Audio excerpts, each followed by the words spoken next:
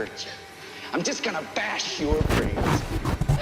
What is up, psychos? I'm IAnthonyD. Welcome back to another Dead by Daylight video. Today is the full breakdown of the big Resident Evil chapter coming to Dead by Daylight. There was the 5-year anniversary stream, and all this information has been dropped upon us. So I decided to break it all down for you guys in one video here. We'll be talking about the newest killer, the 2 new survivors, a lot of big game changes, as well as the newest map. But before we get into that, if you haven't already, make sure to subscribe with your notifications set to all so you don't miss out on more gameplays, breakdowns, and updates on your favorite horror games. I know a lot of you guys are killer mains on this channel, so let's hop into the new killer. The newest killer coming to Dead by Daylight is the Nemesis from Resident Evil 3. If you guys have played that game, you know how badass this guy is. He is huge and just this crazy looking monster, and he has finally found his way to the fog. Let's break down his powers and perks. So he has a power called the T-Virus, which gives him the special attack called the Tentacle Strike. Press and hold the power button to charge the attack. Hitting a survivor with the Tentacle Strike affects them with the Contaminated effect. If a survivor is already infected, the attack will cause damage to the player. Survivors can find cures with the vaccine found in supply crates around the map. After using the vaccine, the survivor's aura is revealed to the killer. Your power expands as the infected rate grows. Mutation level 2 will allow you to break pallets and walls with your Tentacle Strike. Mutation level 3 will increase the strike's range. There's also the special enemy of zombies. There'll be actual AI zombies around the map that can attack and contaminate the players. So just reading this off the page here, a lot of this plays out pretty similar to the Plague, it seems. But for any Plague mains out there, this seems like you'll find a new home within Nemesis. He has 3 teachable perks. Lethal Pursuer. At the start of the trial, the auras of all survivors are shown for 5 seconds. Pretty simple, basic one for a lot of people who want to get that early game going. Hysteria is the second teachable perk. Whenever you put a healthy survivor in the injured state with a basic attack, all injured survivors suffer from the oblivious status effect for 20 seconds with a cooldown of 60 seconds. Another pretty straightforward one. And the third teachable perk, and in my opinion is one of the more interesting one, which is Eruption.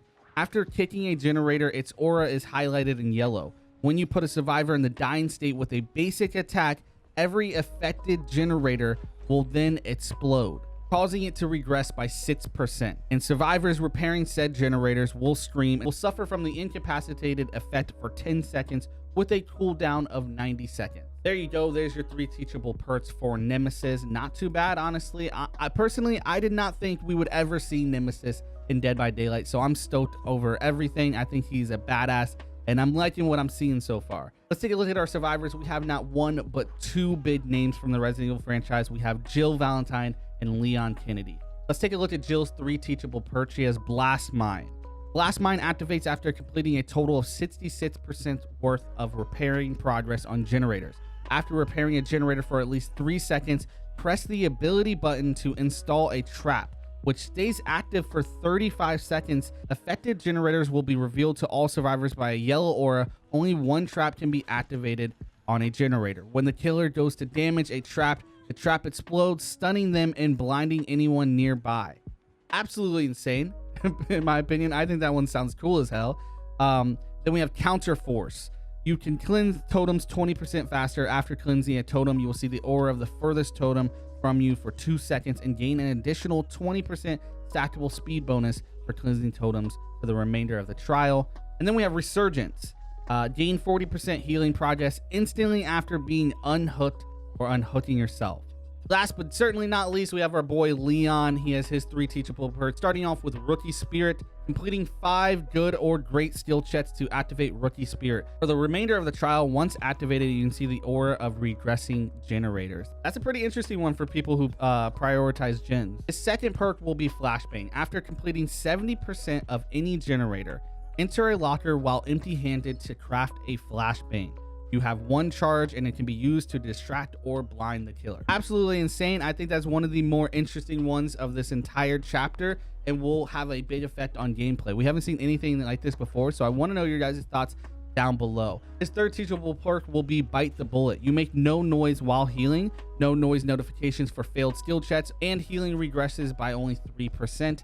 another one out there for you Survivor mains. And with that said, we have a new map. Finally, we've been getting a lot of awesome reworks, but this time we are getting a new one. It's going to take place in Raccoon City's police department. For those who've played Resident Evil 2 or Resident Evil 3, you will be right at home. I think that from what I've seen of the map, it looks absolutely awesome. But I want to know what you guys think about this entire chapter. What are your guys' thoughts on Nemesis, his perks, Jill, Valentine, IAnthonyD, their perks, and the map?